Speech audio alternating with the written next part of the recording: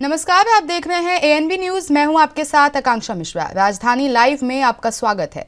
दिल्ली की चुनी हुई आम आदमी पार्टी की सरकार के साथ कई मुद्दों पर चल रही तनातनी के बीच उपराज्यपाल वीके सक्सेना ने सरकारी विद्यालयों के प्राथमिक शिक्षकों को प्रशिक्षण के लिए विदेश भेजने संबंधी दिल्ली सरकार के प्रस्ताव को अब मंजूरी दे दी है। इस मुद्दे पर भी राजनिवास और चुनी हुई सरकार के बीच विवाद हुआ है। अधिकारियों ने शनिवार को कहा कि दिल्ली के उपराज्यपाल वीके सक्सेना ने सरकारी स्कूलों के प्राथमिक शिक्षकों को प्रशिक्षण के लिए फिनलैंड भेजने के सरकार के प्रस्ताव को मंजूरी दे दी है। उपराज्यपाल के कार्यालय ने कई मुद्दों पर सरकार के साथ बातचीत की है, जिसमें स्कूली शिक्षकों को प्रशिक्षण के लिए विदेश भेजने की योजना भी शामिल है। सक्सेना ने कहा कि अरविंद केजरीवाल सरकार ने अतीत में आयोजित विदेशी प्रशिक्षण कार्यक्रमों के प्रभाव के आकलन को रिकॉर्ड पर लाने से इनकार कर दिया था। उपराज्यपाल कार्यालय के एक अधिकारी ने कहा कि उपराज्यपाल वीके सक्सेना ने फिनलैंड में प्राथमिक प्रभारियों के प्रशिक्षण कार्यक्रम के लिए शिक्षा विभाग के प्रस्ताव को अब मंजूरी दे दी है। सभी के लिए समान लाभ के संज्ञान में लेते हुए एलजी ने प्राथमिक प्रभारियों की संख्या में वृद्धि की है, जिन्हें फिनलैंड जाना था।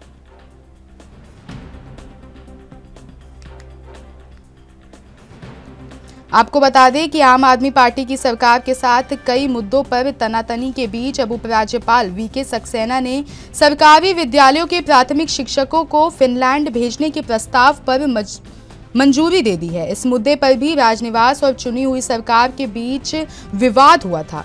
आपको बता दें कि अधिकारियों ने शनिवार को कहा कि दिल्ली के उपराज्यपाल वीके सक्सेना ने अब सरकारी स्कूलों के प्राथमिक शिक्षकों को प्रशिक्षण के लिए फिनलैंड भेजने के सरकार के प्रस्ताव को मंजूरी दे दी है। साथ ही आपको बता दें कि कई मुद्दों पर सरकार के साथ बातचीत की गई है, जिसमें स्कूली शिक्षकों को प्रशिक्षण के लिए विदेश भेजने की योजना भी शामिल है। सक्सेना ने कहा कि अरविंद केजरीवाल सरकार ने अतीत में आयोजित विदेशी प्रशिक्षण कार्यक्रमों के प्रभाव के आकलन को रिकॉर्ड पर लाने से इनकार कर दिया था। उपराज्यपाल कार्यालय के एक अधिकारी ने यह भी कहा कि उपराज्यपाल वीके सक्सेना ने फिनलैंड भेजने के प्रस्ताव पर अब मंजूरी दे दी है।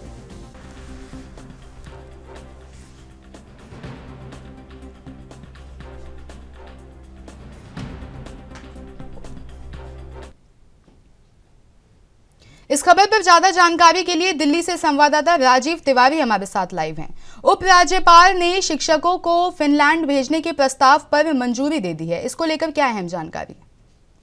देखिए, यहाँ पर बात करें जिस तरीके से उपराज्यपाल की और दिल्ली सरकार की, तो दिल्ली सरकार और उपराज्यपाल के बीच में कहीं ना कहीं जो तनातनी देखने को मिल रही थी, लगातार कहीं ना कहीं फाइलों को रोकने की प्रक्रिया अपनाई जा रही थी और दिल्ली सरकार बार बार कहीं ना कहीं वीके सक्सेना को लेकर आरोप लगा रही थी कि दिल्ली सरकार की विकास कार्य की जो फाइल है उनको रोका जा रहा है। मगर अब कहीं ना कहीं जिस तरीके से शिक्षकों को बाहर फिनलैंड भेजने की जो प्रक्रिया थी उसके अंदर भी फाइल को लगभग रोका गया था और लगातार कहीं ना कहीं कहा जा रहा था कि फाइल को पास नहीं किया जा रहा है। मगर अब उपराज्यपाल ने शिक्षकों को लेकर जिस तरीके से फिनलैंड भेजने की जो प्रक्रिया है अब उस पर सहमति जाहिर कर दी गई है, यानी कि सीधे सीधे फाइल पर मोहर लगा दी गई है। और अब जो दिल्ली के विकास कार्यों के लिए यानी कि शिक्षकों के लिए जो प्रक्रिया अपनानी थी बाहर से ट्रेनिंग देने के लिए, यानी कि फिनलैंड भेजकर उनको जो बच्चों को पढ़ाने का जो तरीका है उसमें बदलाव करने के लिए अब वो प्रक्रिया जो है वो आगे बढ़ती हुई नजर आएगी। मगर यहाँ बात करें शिक्षकों की, तो शिक्षकों को लेकर भी कहीं ना कहीं पहले भी कहीं ना कहीं आरोप लगाए जा रहे थे भाजपा की तरफ से कि शिक्षकों को कहीं ना कहीं सुविधाएं नहीं दी जा रही है, पढ़ाने का जो तरीका है वो गलत है और लगातार दिल्ली के सरकारी स्कूल जो है वो विकास कार्य की तरफ नहीं जा रहे हैं। और फिनलैंड भेजने की जो प्रक्रिया थी उसके अंदर भी लगातार आरोप लगाया जा रहा था कि फिनलैंड भेजने से कुछ भी हासिल नहीं होगा। मगर यहाँ पर जिस तरीके से अब वीके सक्सेना ने इस फाइल को अपनी सहमति दी है और कहते हैं फाइल पर मोहर लगाई गई है, तो उससे साफ जाहिर जो टीचरों को जो बाहर से ट्रेनिंग दी जाएगी वो कहीं ना कहीं अब कारगर होती नजर आई है। क्योंकि बाहर से अगर टीचर जो है फिनलैंड से या फिर कहें विदेशों से ट्रेनिंग लेके आते हैं, पढ़ाने का जो तरीका है उसमें बदलाव किया जाएगा ताकि बच्चों का जो रुझान है वो किस तरफ होगा और उनको पढ़ाने का तरीका किस तरीके का होना चाहिए, बच्चे किस तरीके से पढ़ना चाहते हैं, उनकी जो नॉलेज है वो किस तरीके से ज्यादा बेहतर होती हुई नजर आए, इसको लेकर जो है वो लगातार दिल्ली सरकार के द्वारा प्रयास किए जा रहे थे। मगर अब जिस तरीके से वीके सक्सेना ने इस फाइल पर अपनी सहमति दी है और कहीं ना कहीं मोहर मोहर लगाई है। मगर इस फाइल को लेकर कहीं ना कहीं जो तनातनी थी वो भी देखने को मिली थी और लगातार कहीं ना कहीं आरोप प्रत्यारोप भी थे। मगर काफी समय बाद, लगभग कह सकते हैं 2 महीने बाद इस फाइल पर मोहर लगाई गई है। और अब दिल्ली के बीच में कहते हैं शिक्षा मंत्री है मनीष सिसोदिया, अब वो दिल्ली के अंदर नहीं है और जेल के अंदर है, यानी कि उनको कहीं ना कहीं आबकारी नीति के तहत कहीं ना कहीं गिरफ्तार कर लिया गया है। मगर अब शिक्षकों के लिए जो, या फिर कहे स्कूलों के लिए, या फिर शिक्षा के क्षेत्र के लिए नए मंत्री का चयन किया जा रहा है। उसके अंदर भी कैलाश गहलोत की बात करें या फिर राजकुमार, उनका नाम जरूर दिए जाएंगे। मगर अब देखना होगा कि वीके सक्सेना जो है उनके नाम पर किस तरीके से मोहर लगाते हैं, क्योंकि अभी तक जो मंत्रालय मंडल के अंदर की लगातार 4 नाम जो है वो लगातार दिल्ली सरकार के द्वारा भेजे गए हैं। कैलाश गहलोत की बात करें, राजकुमार आनंद की बात करें, सौरभ भारद्वाज की बात करें या फिर आतिशी की बात करें, देखना होगा कि उपराज्यपाल जो है वो किसको कौन सा विभाग देंगे। मगर दिल्ली सरकार जो है वो लगातार प्रयास कर रही है ताकि जो शिक्षक बच्चों के लिए जो विकास कार्य की जो तरीका है वो उसमें कहीं ना कहीं और ज्यादा रुझान आता हुआ नजर आए और ज्यादा कहीं ना कहीं तरक्की देखने को मिले। मगर लगातार कहीं ना कहीं दिल्ली सरकार जो है विकास कार्यों के लिए लगातार कहीं ना कहीं अभी भी भाजपा के ऊपर ही आरोप लगाती हुई नजर आ रही है। जी, वहीं अगर बात करें, जैसा आपने बताया कि नए मंत्रियों को अब लाया जाएगा, उसके बाद अगर बात करें तो सिसोदिया के इस्तीफे के बाद कहीं ना कहीं आम आदमी पार्टी को भी झटका लगा है, क्योंकि लगातार अरविंद केजरीवाल कहते आ रहे हैं कि सिसोदिया ने शिक्षा विभाग के लिए बहुत काम किया है। और इसी का एक ही मुद्दा है कि जिस तरीके से फिनलैंड भेजा जाएगा शिक्षकों को प्रशिक्षण के लिए, तो कहीं ना कहीं क्या लगता है कि आम आदमी पार्टी क्या आगे इन विकास कार्यों पर काम कर पाएगी? देखिए, यहाँ पर एक चीज समझनी होगी, दिल्ली सरकार के द्वारा विकास कार्य के जो बार बार फाइलों के नाम लिए जाते हैं या फिर ये कहा जाता है दिल्ली सरकार के द्वारा कि मनीष सिसोदिया ने बहुत बेहतर काम किया। हाँ, बिल्कुल मनीष सिसोदिया ने काफी अच्छे काम किए, जरूर किए हैं, क्योंकि दिल्ली के सरकारी स्कूलों को पहले कहीं ना कहीं बच्चे जो थे या फिर कहीं उनके जो परिजन थे वो सरकारी स्कूलों में अपने बच्चों को पढ़ाना पसंद नहीं करते थे। मगर जब से 2014 से कहीं ना कहीं आम आदमी पार्टी की सरकार बनी और उसके बाद में कहीं ना कहीं दिल्ली के स्कूलों को बदलने की जो प्रक्रिया थी या फिर कहें जो उनको अंदर पढ़ाने का जो तरीका था या फिर जो परिजन थे जो अपने बच्चों को प्राइवेट स्कूलों में पढ़ाना पसंद करते थे, उनके लिए कहीं ना कहीं एक चुनौती थी कि उनके बच्चों को कहीं ना कहीं सरकारी स्कूलों तक लाया जाए। मगर जैसे जैसे धीरे धीरे समय बढ़ता गया और दिल्ली सरकार के द्वारा, खुद मनीष सिसोदिया के द्वारा भी कहीं ना कहीं विकास कार्यों के अंदर काफी काम किए गए, दिल्ली के स्कूलों को बेहतर किया गया, पढ़ाने का तरीका बदला गया, यहाँ तक कि दो दिल्ली सरकार के सरकारी स्कूलों का जो रिकॉर्ड था उसको भी कहीं ना कहीं चेंज किया। मगर जिस तरीके से लगातार प्राइवेट स्कूलों से बच्चे जो है अब दिल्ली के सरकारी स्कूलों के अंदर पढ़ने के लिए बिल्कुल आ रहे हैं और लगातार प्राइवेट स्कूलों के अंदर जो पहले मोटी मोटी फीसें ली जाती थी, बहुत ज्यादा कहीं ना कहीं खर्चे होते थे, आम जो गरीब लोग थे वो कहीं ना कहीं नहीं पढ़ा पाते थे, जिसकी वजह से कहीं ना कहीं उनके बच्चे जो थे वो कहीं ना कहीं ज्यादा पढ़ नहीं पाते थे। मगर अब सरकारी स्कूलों के अंदर जिस तरीके से बदलाव किया गया उसके अंदर कहीं ना कहीं गरीब लोग या फिर कहें मिडिल क्लास के जो लोग थे वो कहीं ना कहीं अपने बच्चों को बिल्कुल पढ़ाना पसंद करते हैं और लगातार कहीं ना कहीं वो प्राइवेट स्कूलों में नहीं जाते हैं, सरकारी स्कूलों में जाते हैं। दूसरा, यहाँ पर जिस तरीके से मनीष सिसोदिया के द्वारा कहीं ना कहीं जो विकास कार्य यानी कि स्कूलों को बदला गया, लगातार स्कूलों के अंदर डेवलप किया गया, स्मार्ट क्लासेस बनाई गई, यहाँ तक कि कंप्यूटर और यहाँ तक कि लैपटॉप का भी इंतजाम किया गया, लगातार टीचरों को भी पढ़ाने के लिए बाहर से ट्रेनिंग दी जा रही है, फिनलैंड भेजने की प्रक्रिया अपनाई गई। ये तमाम जो कोशिशें थी वो कहीं ना कहीं दिल्ली सरकार के द्वारा ही की गई थी और दिल्ली सरकार ने कहीं ना कहीं दिल्ली के सरकारी स्कूल जो थे, जो लगातार कहीं ना कहीं ये कहा जाता था कि उनके अंदर पढ़ाई अच्छी नहीं होती है, मगर अब कहीं ना कहीं उसके अंदर भी कहीं ना कहीं पढ़ाई अच्छी तौर पर होती है और लगातार कहीं ना कहीं सरकारी स्कूलों से पढ़ने वाले बच्चे जो है वो अभी भी कहीं ना कहीं बड़े बड़े ऊंचे मुकाम पर पहुंचते हुए नजर आ रहे हैं। मगर यहाँ पर जिस तरीके से लगातार दिल्ली सरकार की बात करें तो क्योंकि मनीष सिसोदिया जो है वो अब आबकारी नीति के अंदर कहते हैं सीबीआई कस्टडी के अंदर है और लगातार उनके ऊपर आरोप लगाए थे कि आबकारी नीति को लेकर मनीष सिसोदिया ने बड़ा घोटाला किया है। मगर यहाँ पर भाजपा की बात करें तो भाजपा लगातार इस तरीके के आरोप जरूर लगा रही है, मगर आम आदमी पार्टी की तरफ से भी बिल्कुल कहा जा रहा है कि आबकारी जो नीति है उसके अंदर कोई भी घोटाला नहीं किया गया है। सिर्फ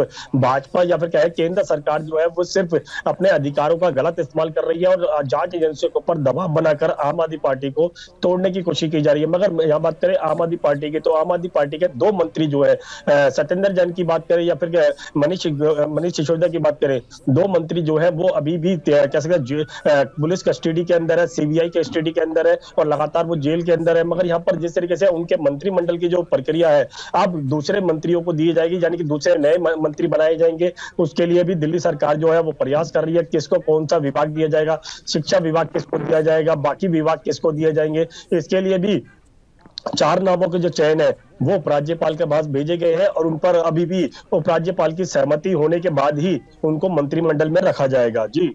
वहीं अगर आम आदमी पार्टी की बात करें तो सबसे अहम फोकस हमेशा आम आदमी पार्टी का शिक्षा विभाग की तरफ रहता है। वहीं पंजाब की बात करें तो अभी वहां परसों एक प्रिंसिपलों का बैच रवाना किया गया है सिंगापुर ट्रेनिंग के लिए। उसके बाद अब आम आदमी पार्टी का भी जो प्रस्ताव था उसको मंजूरी दे दी गई है, तो इसको किस तरह से देखते हैं आप? देखिए, यहाँ पर बात करें फ्रेंड भेजने की जो प्रक्रिया थी, लगातार दिल्ली सरकार चाहती थी कि बच्चों की जो पढ़ाई करने की जो तरीका है या फिर टीचरों को जो बाहर से ट्रेनिंग देने का तरीका है उसमें कहीं ना कहीं बदलाव किया जाए। इसीलिए मनीष सिसोदिया की तरफ से दिल्ली के स्कूलों के लिए और टीचरों के लिए कहीं ना कहीं सुविधाएं उपलब्ध कराई गई, उनको बाहर विदेश भेजकर उनको ट्रेनिंग देने की प्रक्रिया अपनाई गई। मगर उपराज्यपाल की तरफ से कहीं ना कहीं 2 महीने के लिए इस फाइल को जरूर रोका गया और इस फाइल के अंदर बदलाव भी किए गए। मगर लगातार कहीं ना कहीं ये कहा जा रहा था आम आदमी पार्टी की तरफ से कि वीके सक्सेना जो है वो कहीं ना कहीं केंद्र सरकार के इशारे पे काम कर रहे हैं और कहीं ना कहीं फाइलों को रोकने का काम कर रहे हैं। और अगर आप जिस तरीके से राज्यपाल ने फाइल पर मोहर लगाई है, सहमति दी है और कहीं ना कहीं उस पर हस्ताक्षर कर दिए है, तो जो फाइलें भेजने की जो प्रक्रिया है यानी कि बाहर टीचरों को बाहर जो भेजने की प्रक्रिया है उसमें कहीं ना कहीं अब दोबारा से तेजी देखने को मिलेगी। मगर मनीष सिसोदिया की बात करें तो मनीष सिसोदिया अब कहीं ना कहीं सीबीआई कस्टडी के अंदर है। मगर देखना होगा क्या 10 मार्च को उनकी जमानत मंजूर होती है या नहीं होती है, इसके अंदर भी फैसला देखना होगा। मगर आम आदमी पार्टी की बिल्कुल मुश्किल बनी हुई है क्योंकि 2 मंत्री जो है उनके अभी भी कहीं ना कहीं कस्टडी के अंदर है और लगातार उनके ऊपर कार्रवाई की जा रही है। मगर आम आदमी पार्टी के मुखिया जो अरविंद केजरीवाल वो भी कहीं ना कहीं अपनी तरफ से पूरी कोशिश कर रहे हैं, चाहे वो दिल्ली के स्कूलों को बेहतर करने की प्रक्रिया हो या फिर दिल्ली के अस्पतालों को बेहतर करने की प्रक्रिया हो या फिर लगातार कहीं ना कहीं दिल्ली के विकास कार्यों की प्रक्रिया हो, उसके अंदर भी कहीं ना कहीं वो अपनी तरीके से पूरा योगदान देते हुए नजर आ रहे हैं। और लगातार ये कोशिश की जा रही है कि दिल्ली के जो विकास कार्य है उनको ज्यादा से ज्यादा कहीं ना कहीं जनता तक पहुंचाया जाए, उनके लिए कहीं ना कहीं सुविधाएं दी जाए और लगातार चाहे वो अस्पतालों के अंदर हो, स्कूलों के अंदर हो या फिर एमसीडी के अंदर। अब आम आदमी पार्टी की सरकार बन चुकी है मगर उसके अंदर भी एमसीडी के अंदर भी उनकी सत्ता जो है वो पूरी तरीके से हाथ में नहीं आ पाई है क्योंकि स्टैंडिंग कमेटी की जो चेयरमैन की जो प्रक्रिया थी सदस्यों की उसमें भी अभी तक पूरी तरीके से जो है फैसला नहीं आया है, इसीलिए कहीं ना कहीं उसमें भी देरी होती नजर आ रही है। मगर आम आदमी पार्टी जो है वो लगातार जो विकास कार्य रुके हुए हैं उनके लिए भाजपा को जिम्मेदार ठहरा रही है और कहीं ना कहीं जो विकास कार्य के लिए प्रक्रिया अपनानी है उसमें भी तेजी लाने की कोशिश कर रही है। मगर कहीं ना कहीं जिस तरीके से आम आदमी पार्टी के ऊपर दबाव बन रहा है और आरोप लग रहे हैं कि भ्रष्टाचार किया जा रहा है, उसको लेकर भी कहीं ना कहीं आम आदमी पार्टी जो है वो कहीं ना कहीं सवालों के घेरे में घिरते नजर आ रही है। जी, वहीं आपने जैसा बोला कि आम आदमी पार्टी सवालों के घेरे में घिर रही है, वहीं आपको बता दें कि आज से डोर टू डोर अभियान भी शुरू हो रहा है आम आदमी पार्टी का, जिसमें हमने बात की कि विकास कार्यों की जानकारी कहीं ना कहीं अरविंद केजरीवाल अब घर घर जाकर लोगों को देंगे। देखिए, यहाँ पर बात करें आम आदमी पार्टी की तो लगातार आम आदमी पार्टी कह रही है कि जो घोटाले जिनका नाम लिया जा रहा है, जिसके अंदर पहले सत्येंद्र जैन गिरफ्तार किए गए और अब मनीष सिसोदिया गिरफ्तार किए गए, इनको लेकर डोर टू डोर एक कैंपेनिंग शुरू की जा रही है आम आदमी पार्टी की तरफ से। तो जिसके लिए कहीं ना कहीं कल एक बैठक की गई थी जिसके अंदर एक रणनीति बनाई गई थी। तमाम निगम पार्षदों की बात करें, तमाम कार्यकर्ताओं की बात करें, उनको एक संदेश दिया गया है कि आप घर घर जाएंगे और उनको लोगों को समझाएंगे कि आम आदमी पार्टी ने किस तरीके से विकास कार्य काम किए हैं और यहां तक कि भाजपा जो उनके ऊपर कह सकते हैं जो झूठे आरोप लगा रही है उसके लिए कहीं ना कहीं भाजपा की जो सच्चाई है वो भी जनता के सामने रखेंगे। मगर आज से इसकी शुरुआत जरूर की जा रही है और अब देखना होगा आम आदमी पार्टी के जो डोर टू डोर कैंपेनिंग है इसके द्वारा कितने लोगों को जागरूक किया जा सकता है, कितने लोगों तक मैसेज पहुंचाया जा सकता है। और इस डोर टू डोर इसके अंदर लगातार ये कोशिश की जाएगी हर कार्यकर्ता जो है वो आम जनता तक पहुंचे और आम जनता तक जुड़े और उसके बाद कहीं ना कहीं जो मैसेज है वो दिया जाए। यहां तक की बात करें दिल्ली सरकार के विकास कार्यों की, उसके बारे में भी जानकारी दी जाएगी और यहां तक कि जो केंद्र सरकार के द्वारा जो आरोप लगाए गए हैं या फिर आबकारी नीति को लेकर या फिर घोटालों को लेकर, उसके अंदर भी जो सच्चाई है वो जनता तक पहुंचाई जाएगी। मगर देखना होगा इस डोर टू डोर कैंपेनिंग से कितना फायदा होने वाला है आम आदमी पार्टी को, क्योंकि आम आदमी पार्टी के ऊपर इस टाइम काफी दबाव बन चुका है क्योंकि उनके 2 मंत्री तो है वो जेल के अंदर है और कहीं ना कहीं जो बाकी मंत्रियों के उनके ऊपर भी कहीं ना कहीं डर लग रहा है कि केंद्र सरकार जो है कहीं ना कहीं उनके ऊपर भी कहीं ना कोई आरोप ना लगा दे ताकि उनको भी कहीं गिरफ्तार किया जाए। मगर अरविंद केजरीवाल की बात करें तो वो लगातार कहीं ना कहीं हर कदम जो है वो कहीं ना कहीं फूंक फूंक कर रखते हुए नजर आ रहे हैं। जी, राजीव तिवारी, आपका बहुत बहुत धन्यवाद इस खबर पर तमाम जानकारी हमारे साथ साझा करने के लिए। यूपी के सीएम योगी आदित्यनाथ आज विभिन्न कार्यक्रमों में शिरकत करेंगे। सीएम योगी बर्जर पेंट से मैन्युफैक्चरिंग यूनिट का वर्चुअल लोकार्पण करेंगे। साथ ही एनएसडीसी, राष्ट्रीय कौशल विकास निगम और उत्तर प्रदेश सरकार के सहयोग से रोजगार मेला कार्यक्रम में सहभागिता करेंगे। वहीं आपको बता दें कि दोपहर लगभग 3:30 बजे कॉलविन तालुकेदार कॉलेज के कार्यक्रम में भी योगी आदित्यनाथ प्रतिभाग करेंगे। आपको बता दें कि यूपी के सीएम योगी आदित्यनाथ आज कई कार्यक्रमों में शिरकत करने वाले हैं। वहीं इस क्रम में सीएम योगी बर्जर पेंट्स मैन्युफैक्चरिंग यूनिट का आज वर्चुअल लोकार्पण करेंगे। साथ ही आपको बता दें कि एनएसडीसी, राष्ट्रीय कौशल विकास निगम और उत्तर प्रदेश सरकार के सहयोग से रोजगार मेले कार्यक्रम में भी सहभागिता करेंगे और वहीं दोपहर लगभग 3:30 बजे कॉलविन तालुकेदार कॉलेज में कार्यक्रम में प्रतिभाग करेंगे।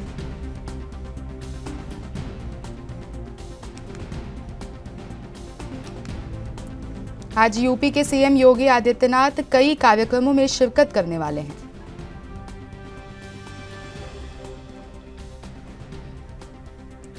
इस खबर पर ज्यादा जानकारी के लिए लखनऊ से संवाददाता ऋषभ गुप्ता हमारे साथ हैं।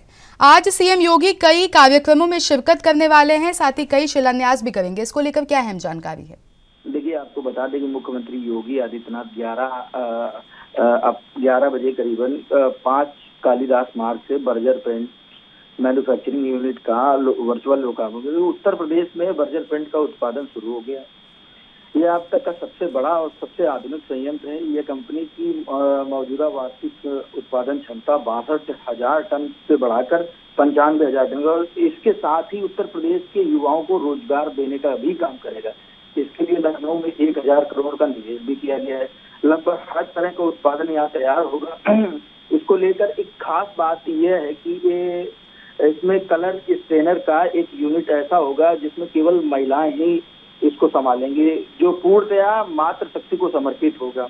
इसके अलावा मुख्यमंत्री योगी आदित्यनाथ दोपहर 3:30 बजे कॉलविन तालुकेदार कॉलेज पहुंचेंगे। वहां एनएसडीसी, राष्ट्रीय कौशल विकास निगम और उत्तर प्रदेश सरकार के सहयोग से रोजगार मेला कार्यक्रम में सहभागिता भी करेंगे।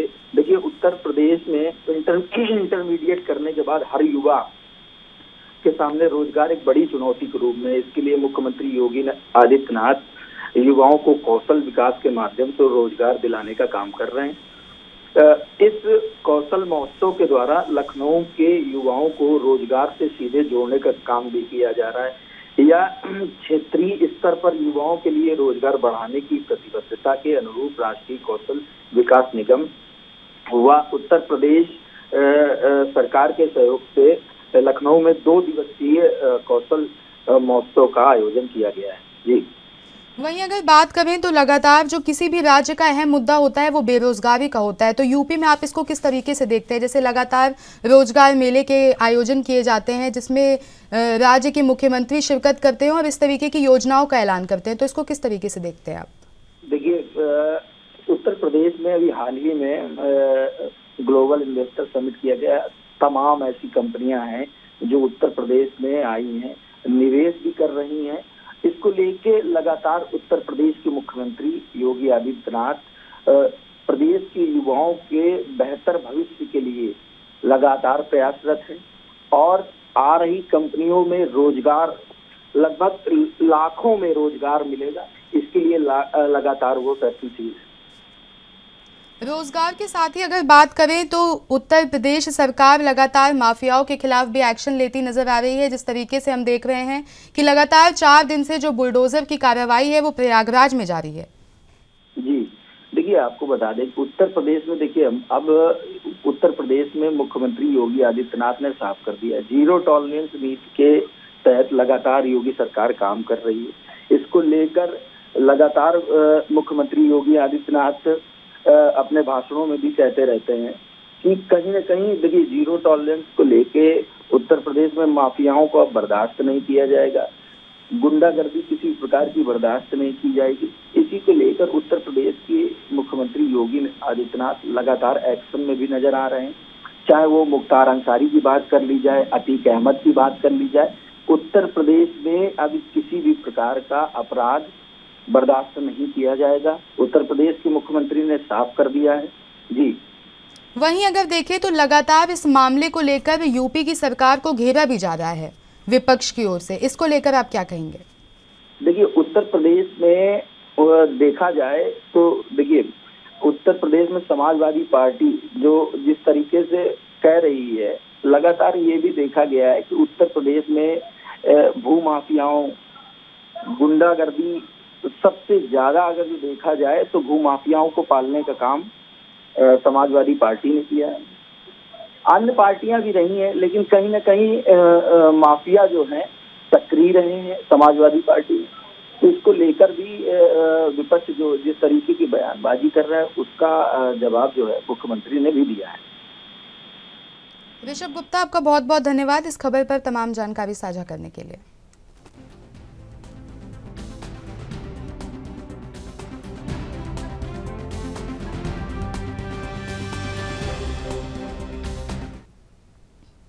छत्तीसगढ़ में बीजेपी प्रधानमंत्री आवास के मामले पर बड़ा विरोध प्रदर्शन करने जा रही है।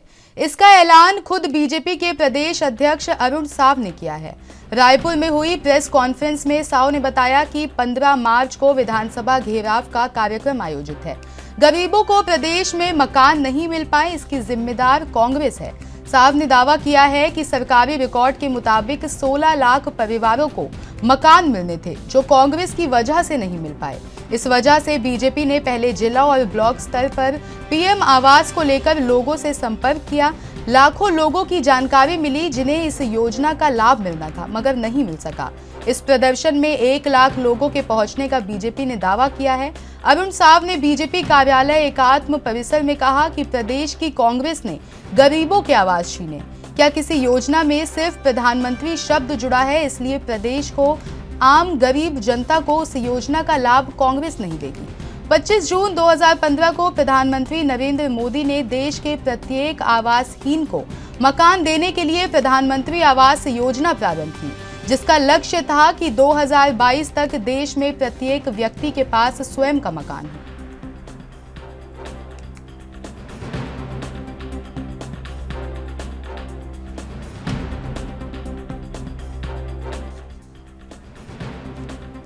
इस खबर पर ज्यादा जानकारी के लिए रायपुर से संवाददाता जयदास मानिकपुरी हमारे साथ हैं। प्रधानमंत्री आवास के मामले को लेकर लगातार बीजेपी का जो विरोध प्रदर्शन है वो छत्तीसगढ़ में देखने को मिल रहा है, इसको लेकर क्या जानकारी है? जी बिल्कुल, पीएम आवास के जो मुद्दा गरमाया हुआ है, विधानसभा के जो बीजेपी गरीबों को 16 लाख मकान नहीं बने हैं, ऐसा उन्होंने दावा किया। साथ में 15 मार्च को 1 लाख लोगों के साथ आंदोलन करेगी। भाजपा इस तरीके की जो बयान है वो आया। अभी छत्तीसगढ़ में जो है भाजपा प्रधानमंत्री आवास के मामले पर बड़ा विरोध प्रदर्शन करने जा रहे हैं, और वही इसका ऐलान खुद भाजपा के प्रदेश अध्यक्ष अरुण साव ने किया है। वही अगर देखा जाए तो रायपुर में हुई प्रेस कॉन्फ्रेंस में साव ने बताया कि 15 मार्च को विधानसभा घेराव का कार्यक्रम जो है वो आयोजित किया जाएगा। वही गरीबों को प्रदेश में मकान लेने की नहीं मिल पाए, इसके जिम्मेदार कांग्रेस को ठहराते हुए उन्होंने कई तमाम आरोप जो है कांग्रेस पर लगाए हैं, और उन्होंने यह भी कहा कि प्रधानमंत्री आवास योजना में 2011 सर्विस नीति के अनुसार मकान बने थे, फिर 2016 में आवास प्लस के नाम से केंद्र सरकार ने योजना लाई, जिसमें 2011 की सर्विस नीति के छोटे नाम तथा किन्हीं कारणों से 2011-13 का अवलोकन के दिलाकर फिर सर्विस नीति बनाई गई, जिसमें छत्तीसगढ़ में कुल 16 लाख की बुराई पाए गए। योजना प्रारंभ होने के प्रथम वर्षों में छत्तीसगढ़ में जो है वो भारतीय जनता पार्टी की सरकार थी, और इस दौरान उन्होंने लगभग बताया कि 7.5 लाख जो मकान है वो बनवाए हैं। वहीं जयदास, अगर बात करें तो लगातार बीजेपी का जो विरोध प्रदर्शन है वो छत्तीसगढ़ के कई राज्यों में देखने को मिला है काफी दिनों से। उसके बाद अब ऐलान किया गया है कि 15 मार्च को विधानसभा का घेराव किया जाएगा। इसको लेकर बीजेपी की तरफ से क्या रणनीति बनाई गई है? जी बिल्कुल, बता दूं कि इस संदर्भ में कहा गया है कि जो आवास योजना है जिससे जो प्रदेश की सरकार है वो सफल नहीं हुई है, नाकामयाब हुई है। वो जानबूझकर जो है वो प्रदेश के जो वंचित लोग हैं जिनका आवाज बनना था प्रधानमंत्री आवास योजना, तो उन तरीके के जो है तमाम आरोप तो इनके ऊपर लगाए गए हैं कांग्रेस वालों के ऊपर और कांग्रेस के ऊपर, और कहा गया है कि सीधी सी बात है कि वे गरीबों को हित नहीं पाते। तो इस तरीके से तमाम आरोप लगे। अब 15 मार्च को जो है वो विधानसभा के घेराव करने पूरे बीजेपी के जो तमाम नेता है वो निकलेंगे और देखा जाएगा कि इसमें जो है अब कांग्रेस की सरकार वो क्या निर्णय लेती, क्या रणनीति बनाती। वही बताऊं कि जो इस आवास योजना के मुद्दे पर जो केंद्रीय मंत्रियों के साथ और प्रधानमंत्री मंत्री के इस्तीफा साथ था, बता दूं कि अरुण साव ने यह भी कहा कि प्रदेश की जो कांग्रेस जानबूझकर पीएम आवास योजना हमें अपने हिस्से के रुपए नहीं दिए, ऐसा तमाम आरोप लगाया है। वही योजना की मियाद तक रुपए न दिए जाने की वजह से केंद्रीय मंत्री गिरिराज सिंह ने खत लिखकर कार्रवाई को जल्द पूरा करने का रिमाइंड दिया था। खुद प्रदेश सरकार के मंत्री सीधे ने आवास न बन पाने की वजह से पद छोड़ दिया, मगर योजना को जानबूझकर जो है अटकाया गया। केंद्रीय मंत्रियों के लेटर और सीधे के इस्तीफे की कॉपी लेकर भाजपा नेता ने प्रेस कॉन्फ्रेंस में आए थे और कल उन्होंने यह भी कहा कि जिस तरीके से आवास योजना नहीं बने उस पर जो है वो प्रदेश के जो मंत्री है सीधे उन्होंने आवास मंत्रालय के छत्तीसगढ़ में बनाए गए हो उससे इस्तीफा दीजिए। तो ये कहा जा सकता है कि अभी जो आवास के मुद्दे पर है वो छत्तीसगढ़ में राजनीति तेज है। वहीं अगर बात करें तो नक्सलियों द्वारा जो बीजेपी नेताओं की हत्या हुई थी, क्या ये मुद्दा भी गरमा सकता है इसी बीच? जी बिल्कुल, यह सदन के दूसरे तीसरे दिन जो है वो यह मुद्दा काफी गरमाया हुआ था और वहाँ सीधे सीधे यह आरोप लगाया गया कि जो कांग्रेस है वो बीजेपी के नेताओं के टारगेट क्लियर कर रही है। साथ में उन्होंने यह भी कहा कि इसका जवाब देते हुए खुद मुख्यमंत्री ने भी कहा कि जब 2013 में कांग्रेस के तमाम जो नेता है वो वहाँ मारे गए थे, उस संदर्भ में अगर बीजेपी से बात करती तो समझ जाते, अगर जाते हैं तो फिर सीबीआई जांच की मांग की जाए। इस तरीके की तमाम जो बातें हैं वो इस पर हुई है और अभी देखा जा सकता है कि सबसे बड़ा जो मुद्दा है छत्तीसगढ़ में वो अभी पीएम आवास योजना के रूप में है। वो बीजेपी घेरने के लिए कांग्रेस को तैयार हो रही है और 15 मार्च को नीचे की विधानसभा घेराव की जो कार्यक्रम है वो उसमें ऐसी संभावना दिखाई गई कि लगभग 1 लाख से ज्यादा कार्यकर्ता और बीजेपी नेता विधानसभा को घेरने लगे। वहीं अगर बात करें तो बीजेपी लगातार कांग्रेस पे आरोप लगा रही है। छत्तीसगढ़ में विधानसभा चुनाव होने वाले हैं, तो इसको लेकर क्या लगता है कि कहीं ना कहीं बीजेपी अब छत्तीसगढ़ में विधानसभा चुनाव की तैयारियों में जुट गई है? जी निश्चित ही अभी आने वाले 2023 विधानसभा हो रहा है, छत्तीसगढ़ में विधानसभा चुनाव होना है और साथ में 2024 में चुनाव होना है। तो इसके तहत अगर देखा जाए तो कांग्रेस और बीजेपी जो है अपने अपने स्तर पर चुनावी मोड में है और आने वाले समय में जरूरी कहा जा सकता है कि ये चुनावी मोड में जो आरोप प्रत्यारोप है इसके ऊपर लगाएंगे। साथ ही जो चुनावी माहौल है वो तैयार होते नजर आ रहे हैं छत्तीसगढ़ में। जयदास मानिकपुरी, आपका बहुत बहुत धन्यवाद इस खबर पर तमाम जानकारी हमारे साथ साझा करने के लिए।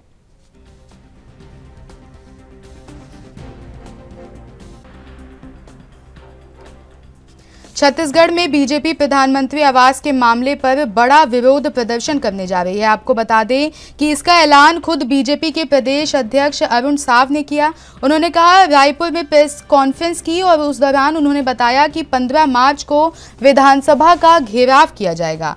गरीबों को प्रदेश में मकान नहीं मिल पाए, इसकी जिम्मेदार सिर्फ कांग्रेस है। साथ ही साफ ने दावा किया कि सरकारी रिकॉर्ड के मुताबिक 16 लाख परिवारों को मकान मिलने थे, जो कांग्रेस की वजह से अब नहीं मिल पाए हैं। 25 जून 2015 को प्रधानमंत्री नरेंद्र मोदी ने देश के प्रत्येक आवासहीन को मकान देने के लिए प्रधानमंत्री आवास योजना प्रारंभ की थी, जिसका लक्ष्य था कि 2022 तक देश में प्रत्येक व्यक्ति के पास स्वयं का मकान हो। वहीं आपको बता दें कि छत्तीसगढ़ में लगातार इस मामले को लेकर बीजेपी का विरोध प्रदर्शन जारी है और अब ऐलान किया गया है कि 15 मार्च को बीजेपी के द्वारा विधानसभा का घेराव किया जाएगा और लगभग इसमें कई लोग शामिल होंगे। आपको बता दें कि गरीबों को प्रदेश में मकान नहीं मिल पाए, बीजेपी ने इसका जिम्मेदार सिर्फ और सिर्फ कांग्रेस को ठहराया है। वक्त हो गया एक छोटे से ब्रेक का, हाजिर होंगे ब्रेक के बाद।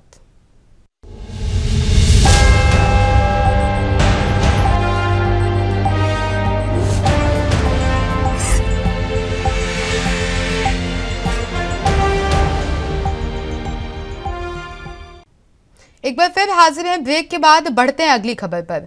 महाराष्ट्र के औरंगाबाद का नाम बदलकर संभाजी नगर किए जाने पर AIMIM के सांसद इम्तियाज जलील ने तीखी प्रतिक्रिया व्यक्त की है। उन्होंने कहा कि इम्तियाज जलील औरंगाबाद के सांसद थे और औरंगाबाद के सांसद रहेंगे।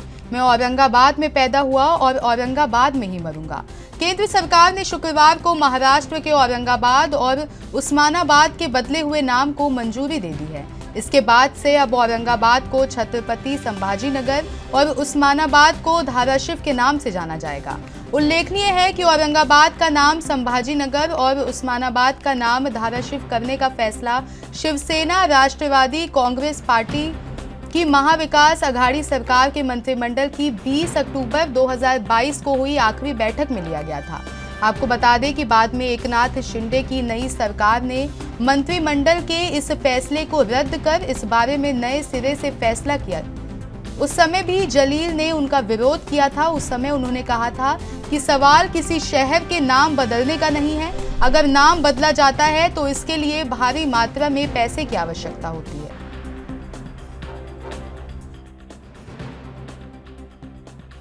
जो हुकुमशाही चल रही है इस देश के अंदर कि तुम फैसला कर लेंगे और सब कर लेना, उसका विरोध करने के लिए। और दूसरा ये कि जब मामला अदालत के अंदर चल रहा है, बॉम्बे हाई कोर्ट के अंदर ये मैटर सब जुडिस है, अदालत इसकी सुनवाई कर रहा है, ऐसे वक्त के ऊपर जब ये सरकार फैसला लेती है तो सरकार इस देश के अंदर एक मैसेज भी देती है कि हम अदालतों को भी नहीं गिनाएंगे, हम कोर्ट के अंदर क्या चल रहा है इसको भी नहीं मानेंगे, हम अपने मर्जी के हिसाब से। तो अगर वो अपनी मर्जी के हिसाब से कर सकते हैं तो मेरी भी अपनी मर्जी है, मेरी भी अपनी राय है, मेरी भी अपनी भावना है। उन भावनाओं को लक्ष्य ध्यान में रखते हुए ये जितने भी लोग इकट्ठा हुए हैं ये सभी लोग आम औरंगाबाद का है और उनकी ये मांगनी है कि ये औरंगाबाद का नाम औरंगाबाद ही रहना चाहिए। कब तक चलेगा ये मामला, आंदोलन रहेगा? अभी तो शुरुआत हुई है। आप लोग बहुत जल्दी बंद करवाने के चक्कर के अंदर है, आगे आगे देखिए होता है क्या।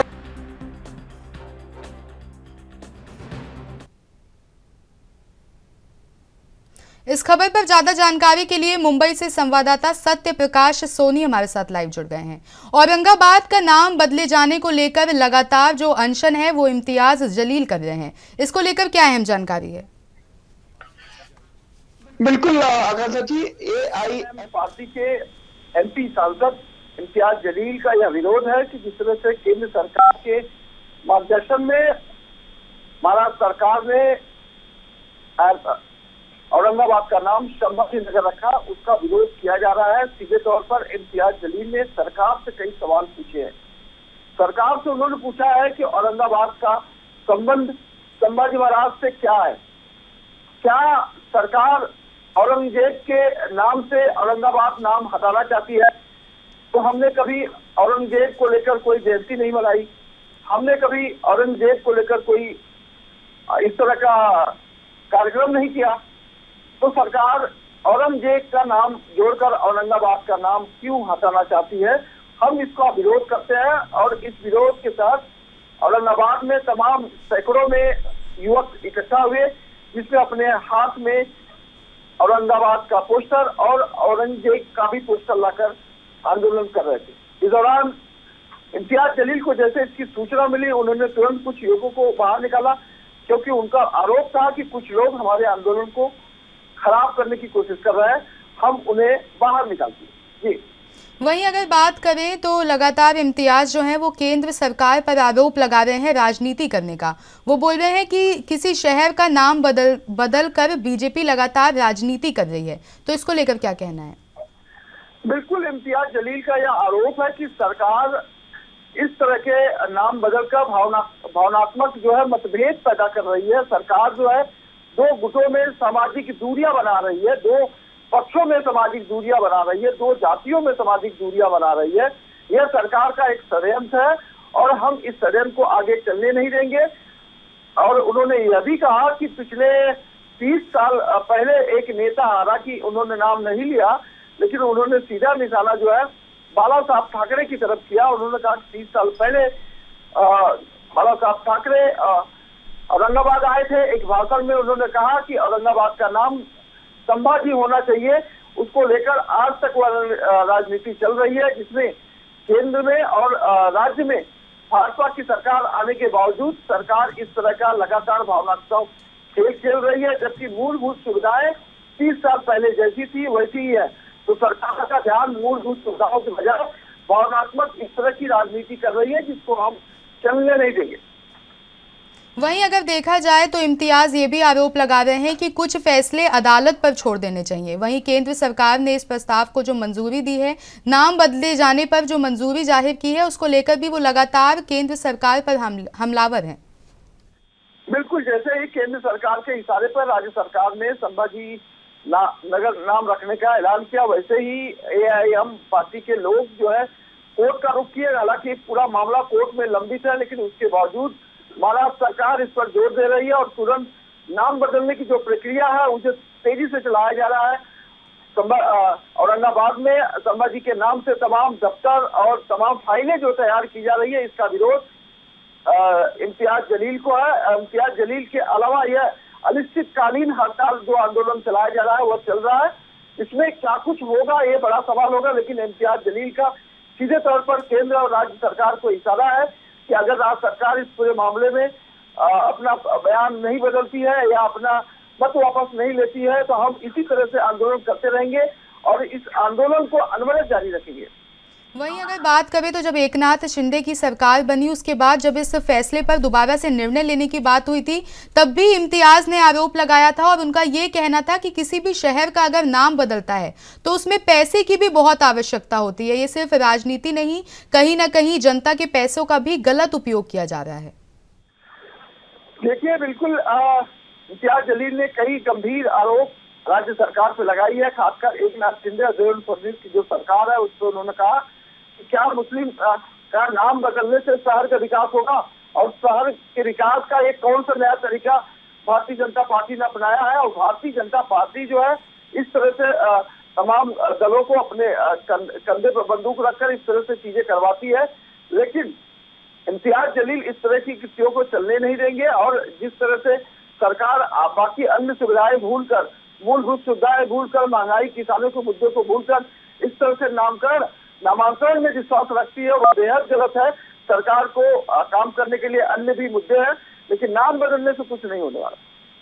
सत्यप्रकाश सोनी, आपका बहुत बहुत धन्यवाद इस खबर पर हमारे साथ तमाम जानकारी साझा करने के लिए।